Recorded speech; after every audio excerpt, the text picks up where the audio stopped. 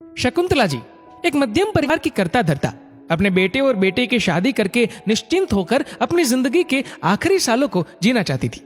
बेटे की शादी बहुत ही अच्छे परिवार में हुई थी और बहू भी उन्हें बहुत ही अच्छी मिली थी। उन्हें लगने लगा था कि अब बचे कुचे साल बहुत ही आराम से निकलेंगे। शकुंतला जी की बड़ी बेटी अश्विनी की शादी एक संयुक्त परिवार में हुई थी।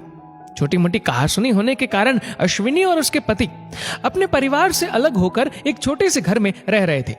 अश्विनी के पति राजेश अपने भाई के साथ ही व्यवसाय करते थे, लेकिन अलग होने के बाद उन्होंने एक नौकरी ढूंढ ली थी। सबके साथ रहने के कारण अश्विनी और उसके पति राजेश को कभी असुविधा नहीं हुई, लेकिन जैसे ही अलग रहने लगे हर एक छोटी चीज खरीदनी पड़ती। राजेश की नौकरी अभी नई नहीं थी, इसलिए राजेश ने अश्विनी से कहा कि हमें थोड़ी करकसर करनी पड़ेगी, साल भर में सब ठीक हो जाएगा। अश्विनी और शकुंतला जी एक ही शहर में थे, इसलिए अश्विनी राजेश के ऑफिस जाते ही अपनी माँ के घर आ जाया करती थी। शकुंतला जी जानती थी कि अश्विनी को इस तरह करकसर में रहना थोड़ा सा मुश्किल हो रहा है, इसलिए घर की छोटी मोटी चीजें उसे दे दिया करती थी, जैसे कुछ रसोई का सामान, कुछ चादर, साड़ियां। शकुंतला जी की बहू ये सब कुछ जानती थी, लेकिन उसे लगा ननद का अभी बुरा समय चल रहा है, ठीक है, यदि मम्मी उनकी मदद कर दे तो कोई बुराई नहीं। अश्विनी को अब इन सब चीजों की आदत होने लगी थी। पहले जहां छोटी छोटी चीजों की कमी का रोना वह अपनी माँ के सामने रोती, अब बड़ी चीजों की बारी आई। कभी कहती मिक्सर नहीं है तो कभी कह देती मेरे घर प्रेस नहीं है, कभी कहती पानी गंदा आता है तो कोई आरओ नहीं हमारे घर। जब तक 10-15 हजार तक की बात थी तब तक माँ ने सब कुछ किया और बहू बेटा भी कुछ नहीं बोले। राजेश को अश्विनी का इस तरह से अपने मायके से सामान लाना बिल्कुल पसंद नहीं था। उसने अश्विनी को कई बार मना भी किया कि इस तरह से अपने मायके से सामान ना लाया करे, साल भर में सब ठीक हो जाएगा और धीरे धीरे करके वह अपनी गृहस्थी जमा लेगा। लेकिन अश्विनी को किसी भी चीज के बगैर नहीं चल रहा था, तो वह यही कहती, अरे मम्मी ने प्यार से दिया है, मना करना अच्छा नहीं लगता, और भैया भाभी भी कहते हैं दीदी ले जाओ, अच्छा है ना, हमारा घर जल्दी भर जाएगा, तुमको भी कम दिक्कत होगी, जब तुम्हारी तनख्वाह अच्छी हो जाएगी तो हम उन पैसों से कहीं घूमने जाएंगे, सामान तो सब मम्मी के घर से आ ही रहा है। अश्विनी के घर पर जो टीवी था वह खराब हो गया था। टीवी बहुत पुराना भी था। अश्विनी चाहती थी कि उसके घर में एक बड़ा सा टीवी हो। इस बार जब वह रक्षाबंधन के लिए अपने घर आई तो अपने भाई को कहने लगी, मैं तुमसे बड़ी हूं, मुझे तुझे कुछ देना चाहिए, पर देखना क्या दे सकती हूं मैं, मेरे घर में तो कुछ है ही नहीं। अश्विनी के भाई अमोल ने कहा, अरे दीदी ऐसा क्यों कहती हो, तुम्हारा आशीर्वाद ही बहुत है और हमें क्या चाहिए। अश्विनी ने कहा, हाँ तुम्हारे घर पर तो सब कुछ है, मेरे घर पर टीवी भी नहीं है, पूरा दिन यूं ही बैठी रहती हूँ, एक टीवी होता तो अच्छा होता। कोई कुछ नहीं बोला। शकुंतला जी ने अपने बेटे से कहा, दीदी को टीवी खरीद कर दे दे। अमोल ने कहा, मम्मी क्या कह रही हो, अब तक बहुत सारा सामान दीदी के घर में हमने भेज दिया, टीवी खरीद कर देना क्या उचित होगा, जीजाजी को बुरा नहीं लगेगा, वैसे भी अक्सर कहते हैं मुझसे कि सामान मत भिजवाया करो। माँ ने कहा, अरे रक्षाबंधन का तोहफा कहकर दे देना, कुछ नहीं बोलेंगे दामाद बाबू।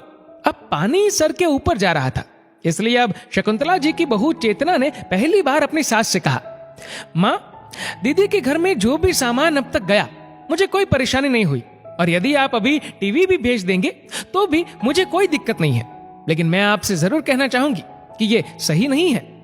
अश्विनी दीदी को अब खुद की गृहस्थी खुद ही संभालने दीजिए, उन्हें भी अपने घर के बजट को समझकर खर्चा करना आना ही चाहिए।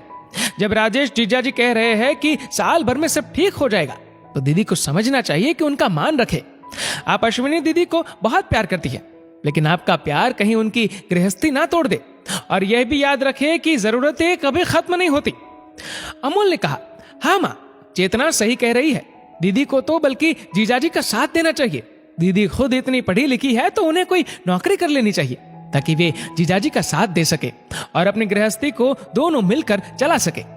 शकुंतला जी अब बहुत ही गुस्से में आ गई थी।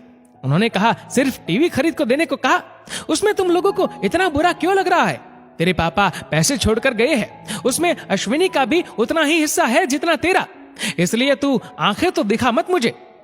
तभी चेतना ने कहा, माँ पापा जो भी छोड़कर गए हैं अब सब कुछ दीदी को दे सकती है, लेकिन याद रखेगा कि वह ज्यादा दिनों तक नहीं चलेगा, इससे अच्छा है कि आप उन पैसों की एफडी करा दे ताकि वह पैसे उनके भविष्य में काम आ सके। रहा सवाल अभी की परेशानी का, तो अभी दीदी और जीजाजी दोनों मिलकर बहुत अच्छे से अपनी जिंदगी पटरी पर ला सकते हैं। यदि दीदी को आपने अभी नहीं समझाया तो वह हमेशा हम पर निर्भर रहेंगी। शकुंतला जी गुस्से से बाहर चली गई। काफी दिनों तक इस विषय पर कोई चर्चा नहीं हुई। अश्विनी घर आकर माँ से अपने घर की कमियां गिनाती, लेकिन माँ कुछ नहीं कहती।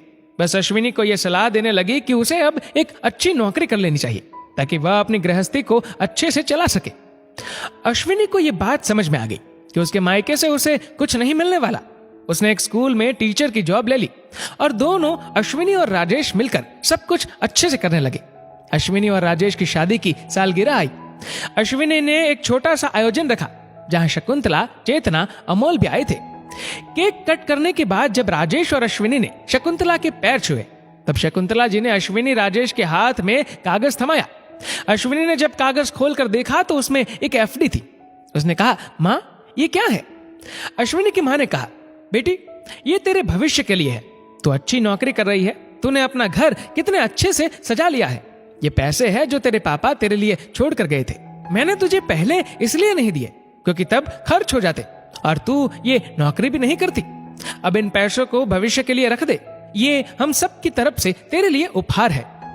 हर एक माँ बाप चाहते हैं कि वह अपनी बेटी को हमेशा खुश रख सके, जितना हो सके उसे दे सके। लेकिन आपके ओवरलोडेड प्यार से कहीं आपके बच्चे अपना कर्म करना ना भूल जाए, इस बात का ध्यान हमेशा रखना चाहिए।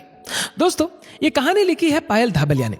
आपकी इस वीडियो के बारे में क्या राय है नीचे कमेंट करके जरूर बताएगा। और अगर वीडियो अच्छा लगा हो तो इस वीडियो को लाइक करेगा, शेयर करेगा ज्यादा से ज्यादा लोगों तक। और ऐसे ही और भी इंस्पिरेशनल वीडियोस के लिए सब्सक्राइब करें हमारे यूट्यूब चैनल को और फेसबुक पर फॉलो करें हमारे पेज को। धन्यवाद।